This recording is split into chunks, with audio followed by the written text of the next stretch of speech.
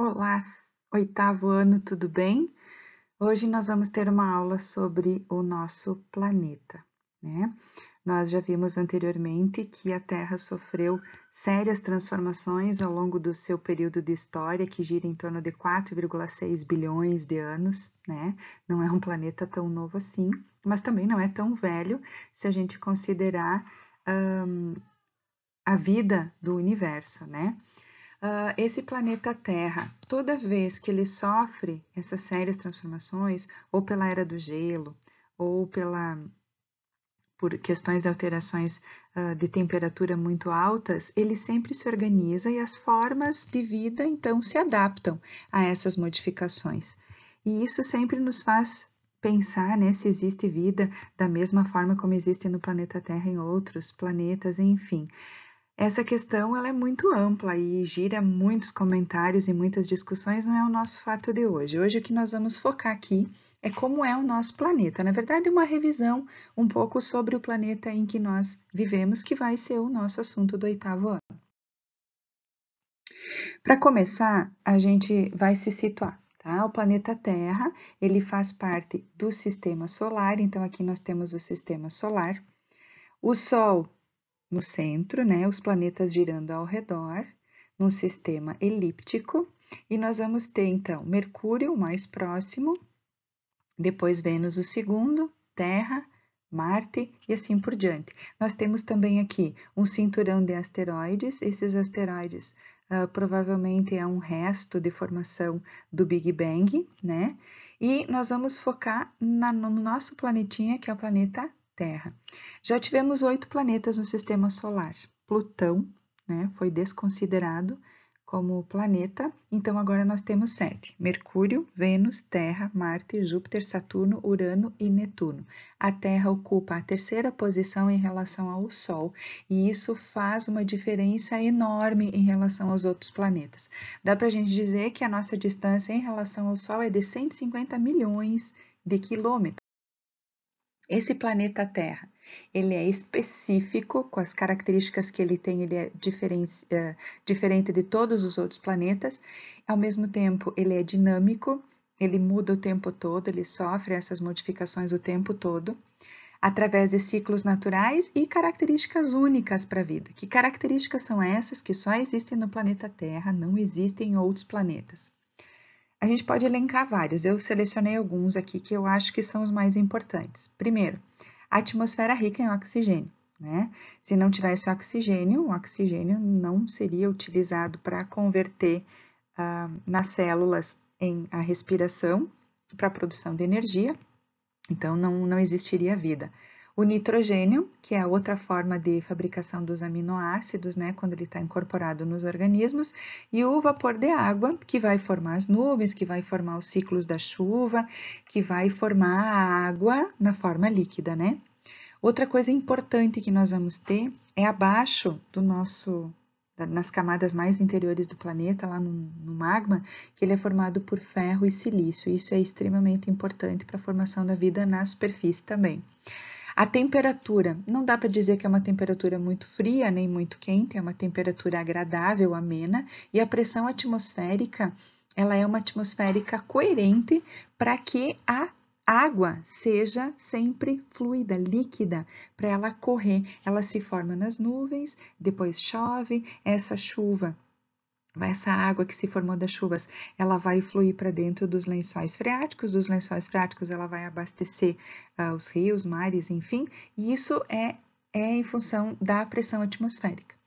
E aí, então, né, vamos falar especificamente da água, que a água é fundamental para todos os processos de vida, desde o início da formação do planeta Terra, nós vimos anteriormente, né, que em algumas teorias, pode um meteoro ter trazido cristais de água solidificada, né? Ou então na própria hipótese heterotrófica, no ciclo das chuvas, que a água foi se acumulando e dentro dela foram surgindo os princípios ativos, os aminoácidos, as moléculas mais complexas, até surgirem os coacervados, tá? Então, se a gente imaginar na vida humana, a vida começa onde? Dentro da barriga da mãe. O que tem dentro da barriga da mãe é água. Nós podemos ficar vários dias sem comer, mas não podemos ficar sem água. Então, a água é vital para todos esses processos, né? Principalmente no planeta Terra. Ele está mudando, isso é um fato, né? Já houveram muitas e grandes transformações no passado, mas as ações humanas estão impactando a vida na Terra nesse momento. Nós podemos falar do efeito estufa, do aquecimento global, né? Eles são provas dessas constatações. Agora nós temos, então, a questão da pandemia, do coronavírus, né? Que muitos dizem que tudo isso está acontecendo porque o planeta está sobrecarregado de poluição em todos os seus setores, água, ar, solo, né? E se nós pensarmos, a humanidade usa o planeta Terra, mas não devolve os seus recursos, tira tudo e não devolve, então essas ações humanas impactam na vida da Terra e ela está modificando outra vez, né? Essas modificações ainda são lentas, né? Como todas as modificações, como todas as mutações, mas elas são notórias. Nesse ano de 2020, para a gente ter uma ideia, nós tivemos o verão mais quente no Ártico, né, em torno de 26 graus de temperatura, é como o nosso verão praticamente, né, onde as calotas polares derretem com mais facilidade. Diante desses fatos, então, e dessas mudanças, né, que ocorrem, nós nos perguntamos, como fica a vida diante dessas mudanças? Nós temos dois grandes rumos, ou ela se extingue, ou ela se adapta a essas novas modificações e continua existindo, né? E aí nós vamos entender um pouquinho mais da dinâmica e funcionamento do nosso planeta. Vamos revisar algumas coisinhas então. Nós temos é possível toda essa vida porque ela faz dois movimentos importantes, o movimento de rotação e de translação. O movimento de rotação, ele acontece por quê? Porque a Terra é esférica, né? Isso não é a Prof. Grace que está dizendo, é Galileu Galilei que provou em 1609, depois de muitas controvérsias, né? Quando, num período da história que era bastante difícil os cientistas se pronunciarem, né? Se achava que a Terra exatamente não era a coisa mais importante, na verdade, né? E depois com Galileu Galilei se descobriu que éramos nós que giramos em torno do Sol e não o Sol ao redor de nós, né? A Terra gira a uma velocidade de aproximadamente 1.666 km por hora, nem tão rápido, nem tão devagar, gira em torno do seu próprio eixo. Então, quando ela gira em torno do seu próprio eixo, isso é chamado de rotação. E esse movimento de girar em torno do seu próprio eixo dura aproximadamente 24 horas, o que nós chamamos de um dia. Então, a gente costuma dizer que ela leva um dia para completar uma volta ao redor dela mesma. E essa rotação vai ser responsável pela formação dos dias e das noites. Então, nesse link aqui do YouTube, tá? Depois vocês podem pesquisar, vocês vão ver uma animação sobre esse slide. Eu só fiz um print para mostrar o que é mais ou menos a rotação. É a Terra girando ao redor dela mesma, né? Sempre em uma distância em relação ao Sol, mas girando ao redor dela mesma, levando 24 horas, ou seja, um dia. E essas 24 horas vão determinando, então, os dias e as noites. Para isso que é importante o movimento de rotação. No movimento de translação, é um movimento que a Terra vai executar. Continua girando ao redor dela mesma, mas ela também gira ao redor do Sol. Esse giro que ela faz ao redor do Sol demora um pouco mais de tempo, né? Então, demora aproximadamente 365 dias e 6 horas, o que nós transformamos em um ano. Essas 6 horas que sobram dos 365 dias faz com que a cada 4 anos nós tenhamos um ano bissexto. Nós juntamos então essas 6 horas e vai surgir um dia a mais, certo? Esse fenômeno vai definir as estações do ano. Então, a translação define as estações do ano. Aqui também um link para vocês verem essas animações e aprender um pouquinho mais sobre isso. Como eu disse, nós estamos fazendo uma revisão. A translação, então aqui está o planeta Terra, é um movimento que a Terra executa ao redor do Sol. E aqui a gente consegue ver que esse movimento que ela executa não é circular, né? Ele é elíptico, então tem momentos em que a Terra fica mais próxima do Sol e tem momentos que ela fica mais distante do Sol. E isso vai determinar um outro processo interessante que acontece no nosso planeta, que são as estações do ano.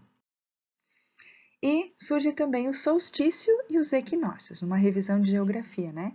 Os solstícios é em função da linha do Equador, tá? É o movimento, então, que representa o Sol, e quando ele atinge uma maior, vamos dizer, uma declinação, tá? Em latitude em relação à linha do Equador. Então, aqui nós vamos ter os solstícios, tá? Isso vai fazer com que os hemisférios recebam maior incidência de raios solares. E quando essa intensidade solar é maior num dos hemisférios, então nós vamos ter solstícios de verão. Em contrapartida, né, ao contrário, quando ela recebe menos quantidade de sol em outro local, então lá vai ser o inverno. Então aqui a gente tem, né, o solstício na linha do Equador, aqui a gente está vendo que esse hemisfério está recebendo mais luz solar, então aqui nós vamos ter o verão, e aqui nós vamos ter o outro solstício recebendo menos quantidade de sol, então vai ser o inverno. E o equinócio, ele não tem nada a ver com a relação do Equador, então é só uma linha, né, imaginária, e ele vai incidir diretamente sobre um dos polos. Então, nós vamos ter uma quantidade de raios solares que vão incidir com a mesma intensidade nos dois hemisférios. Os dias e as noites, então, vão ter a mesma duração. Quando o hemisfério norte fica mais iluminado, quando ele recebe mais iluminação, ó, vejam que ele está inclinado, mas não está reto, né? Ele está inclinado. A maior parte do hemisfério norte vai receber luminosidade do Sol. Nós vamos dizer, então, que nós temos o verão. E aonde esse hemisfério recebe menos quantidade de luz, então nós vamos ter o inverno. Quando nós temos um equilíbrio entre a quantidade de iluminação nos dois hemisférios, ó, observa aqui e aqui, então nós vamos ter outono de um lado e primavera do outro. Quando nós temos aqui o eixo de inclinação é um pouco diferente. Então, aqui nós vamos ter mais intensidade do Sol no hemisfério sul e menos intensidade no hemisfério norte. Então, quando tem menos intensidade no hemisfério norte, lá vai ser inverno. Quando tem mais intensidade de luz no hemisfério sul vai ser verão. Contrário do slide anterior. E aqui, quando ele recebe a mesma quantidade de luz equilibrada, né, na linha do Equador, então nós vamos ter primavera no hemisfério norte e outono no hemisfério sul. Esse daqui é uma sugestão de slide para vocês observarem lá no YouTube, é sobre as estações do ano, né, e os efeitos da translação. Vou pedir para vocês acompanharem lá, ok? Um abraço para todos vocês e até a próxima!